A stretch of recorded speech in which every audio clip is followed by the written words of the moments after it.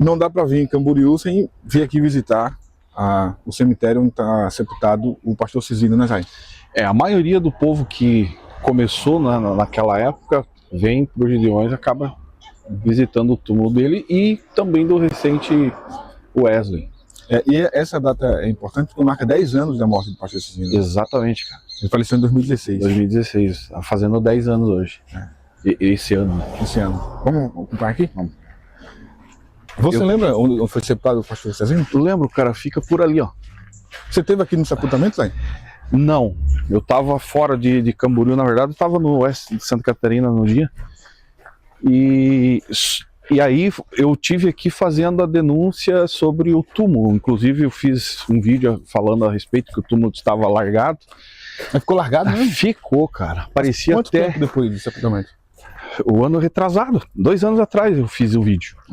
Parecia até o caixão abriu, enfim, sepultura largada, nem a família nem a igreja. Aí depois do meu vídeo, mexeram lá. Você vai ver agora ali, deixaram o negócio perfeito. Rapaz, assim, é claro que a gente não está falando de cultuar os mortos, de idolatrar, mas é uma questão de zelo, né, cara? De zelo, de respeito pela memória, né? E eu acho que por ser uma personalidade da cidade, que tem praça que leva o nome dele, né, o túmulo seria o mínimo que deveriam fazer a cuidar. Só que dessa vez... Tá cuidado. Cuidaram. Estão fazendo manutenção, aqui fica o túmulo onde foi sepultado o pastor Cisinho Bernardino. Era diferente, para quem veio aqui já percebe que era todo diferente. Aí fizeram agora totalmente, colocaram mais estruturado. Aqui, as flores são artificiais, mas muito bonito, né? Pelo menos agora tá bem organizado. Zay, você tinha me dito agora há pouco que você foi missionário dos Gideões. Por incrível que pareça, foi, cara. A internet não sabe disso. Mas eu fui mantido pelos Gideões um ano e 6 meses. Eu recebia o salário dos Gideões fazendo um trabalho de missão na divisa do Brasil com a Argentina, no estado de Santa Catarina. Na Padre Helso, linha Padre Helso. E obviamente que esse período que você foi missionário foi justamente ainda na gestão do pastor Cisinho. Do pastor Cisinho. Inclusive, quando eu pedi a minha conta, o meu desligamento para a convenção, o Cisinho era o tesoureiro da convenção. Foi ele que assinou lá. Tem a assinatura dele. E inclusive insistiu, é isso que você quer, meu filho? É isso que você quer? É isso. E ele assinou. Ele era o tesoureiro da convenção e presidente dos Gideões.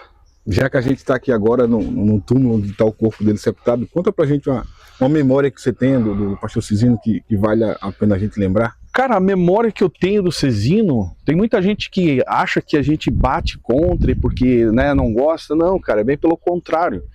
É para ver se há um despertamento daquela verdadeira chama do que é ser um missionário. A lembrança que eu tenho dele, cara, por incrível que pareça, era o choro quando ele falava pelas vidas, pelas almas, pela obra missionária. Não sei se tu lembra. Era genuíno? Era marcado, a princípio era, no meu modo de entender. Sim. É o que a gente sentia, né? Então isso sempre marcou eu. Aquilo ali me dava...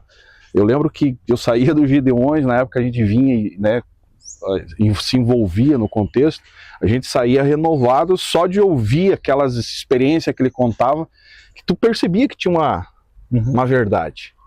Era genuíno. Genuíno. E por que ele se perdeu? Mas vamos falar sobre coisa ruim não, vamos levar sobre das coisas boas, né? O pastor Cisinho está aqui, dia 29 de novembro de 34, quando nasceu, 30 de julho de 2016, quando ele faleceu. Nós estivemos lá ontem, Zay, no primeiro dia, e eu entrevistei vários pastores de diversas partes do país que têm vindo prestigiar os Gideões, especificamente naquele primeiro dia. E eu tenho perguntado a todo mundo sobre isso, né? Por que os Gideões hoje falam muito pouco do pastor Cisinho? Por que se lembra muito pouco dele, mesmo tendo sido o cara que fundou e que aquilo tem o DNA dele? Qual seria a explicação para isso? Cara, a explicação que eu tenho é o que eu sempre percebi. Ele sempre foi perseguido pela cúpula, digamos, convencional de Santa Catarina, pelo trabalho feito dos Gideões. E quando o negócio explodiu, que virou, né, os Gideões conhecido mundialmente, eles não conseguiram segurar mais o Cezino, né? É lógico que quando eu falo esse lado bom do Cezino, enfim, esse lado genuíno dele, não quer dizer que o cara fez tudo certo esse tempo todo. Um ser humano. E hoje aqui não é o momento de criticá-lo. Mas o que a gente sempre percebeu é exatamente isso. Havia um certo ciúme, a linguagem popular. Um ciúme sempre existiu. Gideões ficou maior do que a convenção, velho? Ficou. Em questão de relevância e reconhecimento nacional, totalmente. Ele era gigante. Era um boi que era incontrolado. E hoje caiu na mão da convenção. Então hoje eles tentam, né, fazer as coisas andar, mas é daquele jeito que eu comentei no vídeo de ontem. O presidente atual não passa de ser um fantoche da liderança atual da convenção. Eu pensei em falar aqui do Marco Aurélio agora, me veio a memória, porque era um cara que era braço direito também do Cezino. E deu trabalho. Deu trabalho, eu sei, mas é uma figura que também foi muito importante para a expansão do Gideões. Eu acho que todos eles, cara, tiveram uma certa importância pro negócio deslanchar e chegar ao que chegou.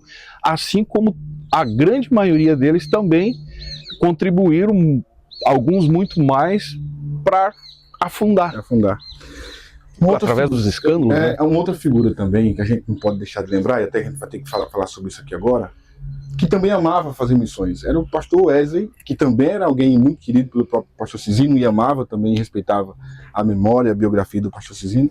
O Wesley também está sepultado aqui, há 1 ano e 7 meses faleceu, Zion, e foi uma perda absurda. Eu tive uma experiência com relação a... Vamos caminhar até o túmulo dele? Bom, para quem não viu, aqui são as imagens do túmulo do pastor Cezino, que a gente se despede agora, mas está tudo graças ao Zion, aparentemente, né, que reclamou do abandono, agora está tudo organizado.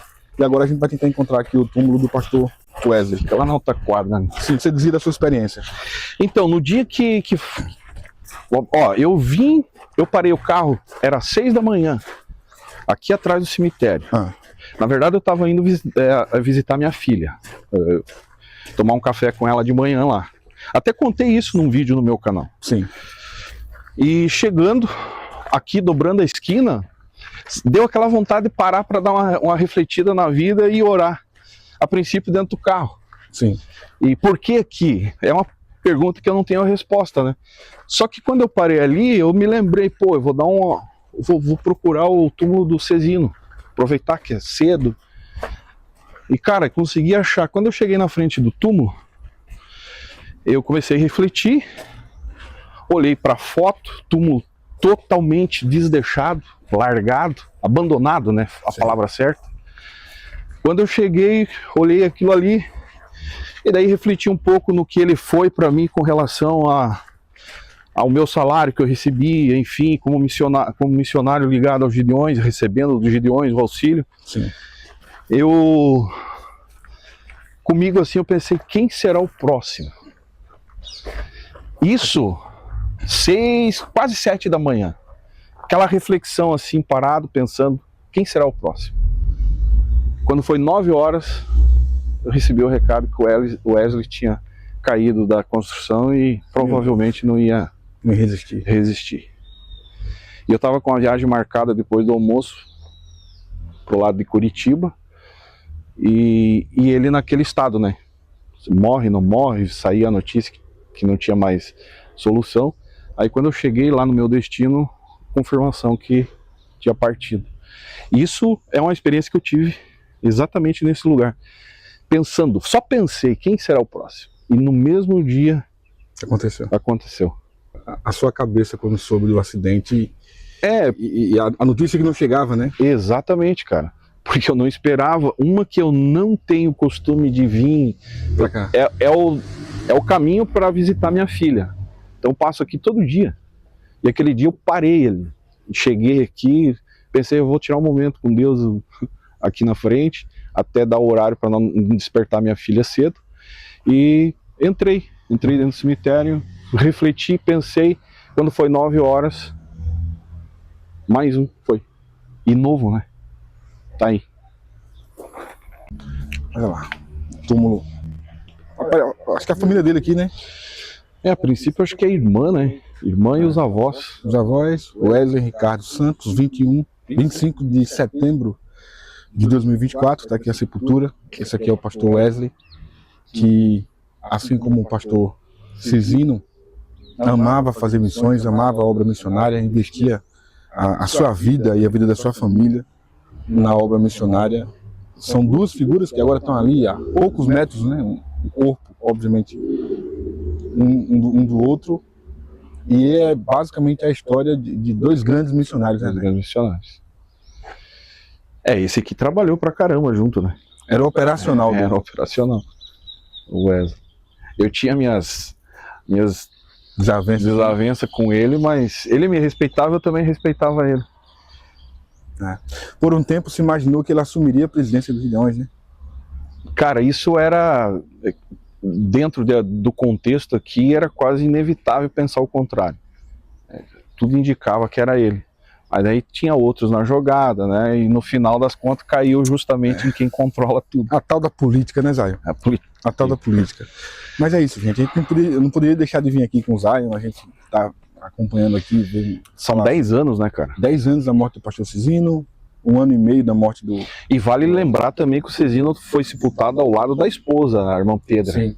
Que foi a primeira esposa, né? Primeira que segurou a barra, a bronca, para chegar onde chegaram com a questão dos Gideões, né? Eu imagino isso também, Zayo. O quanto que eles tiveram, ele não, né? Nunca é somente o cara, né? É a família inteira. O quanto que eles tiveram de abrir mão, né?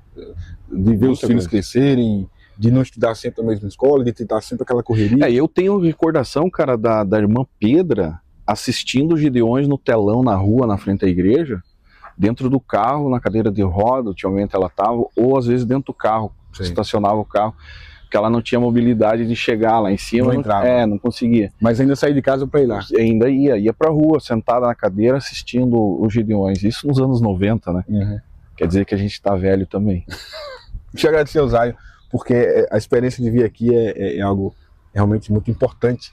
E aí eu vou fechar o vídeo falando o seguinte, Zayo, a gente muitas vezes fala, bate sobre um assunto, denuncia, tal, mas a gente poucas vezes tem a oportunidade de vir pessoalmente conhecer, né? A gente fala de uma determinada igreja, de um determinado pastor, mas poucas são as vezes que você tem a oportunidade de efetivamente estar perto do lugar, conversar com as pessoas que realmente estão lá. E é importante isso pra gente que faz esse tipo de comunicação, né? E eu agradeço, cara, a tua vinda até aqui. Eu acredito que isso aí é de grande valia, principalmente para quem acompanha as denúncias todo esse tempo, que tem aquela imagem que a gente quer acabar com a igreja, acabar com a obra de Deus. Não é. É fazer esse trabalho. É dar honra, mérito a quem merece, cobrança a quem merece, independente de quem seja. É isso aí. Eu agradeço a tua presença aqui, cara. Eu acho que é relevante. 10 anos, né? 10 anos. Importante. São 10 anos. Eu acho que vale lembrar o fundador, já que lá dentro não é lembrado. E você percebeu que não tem nem foto. Nem foto. Você não vê uma homenagem no 41 anos. Não vê uma homenagem. 10 anos. Talvez faça na abertura, né? Na quinta-feira. É importante isso. A gente entrou lá na igreja e viu a parede, né? O mural na parede, lá só tem a foto do presidente atual e do vice-presidente. Você chega na Câmara de Vereadores, tem uns 40 presidentes que já passaram por lá. Prefeitura tem uns 500 prefeitos que já foram prefeitos, em qualquer lugar do Brasil. Mas nos Gideões esqueceram do cara que dedicou a família para fazer isso. Vamos dizer que esqueceram. No meu modo de entender, fazem questão de tirar. Obrigado, gente. Valeu.